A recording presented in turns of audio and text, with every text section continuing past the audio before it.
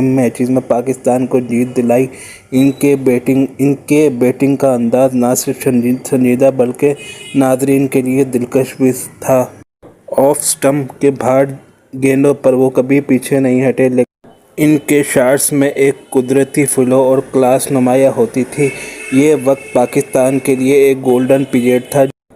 इनकी opening partnership अक्सर team को शुरुआत से ही मजबूत पोजीशन देते। आमिर सोहेल इनके काफ़ी नुमाया पार्टनर थे।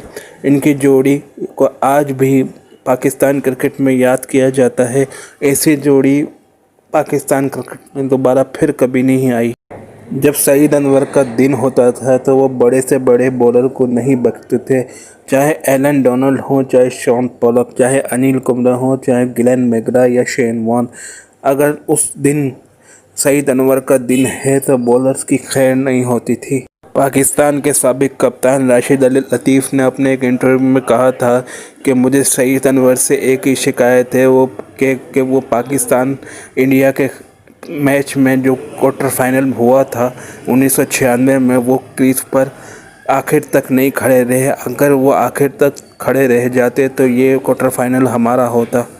1995 में वो सबसे ज़्यादा वनडे इंटरनेशनल में रन बनाने वाले इन कैलेंडर ईयर में सबसे नुमाया थे। उन्होंने तकरीबन 1595 के करीब रन बनाए। 1996 वर्ल्ड कप क्वार्टर फाइनल और 1999 फाइनल तक पहुंचाने में सईद अनवर ने पाकिस्तान को फाइनल तक पहुंचाने में सईद अनवर ने अहम किरदार अदा किया।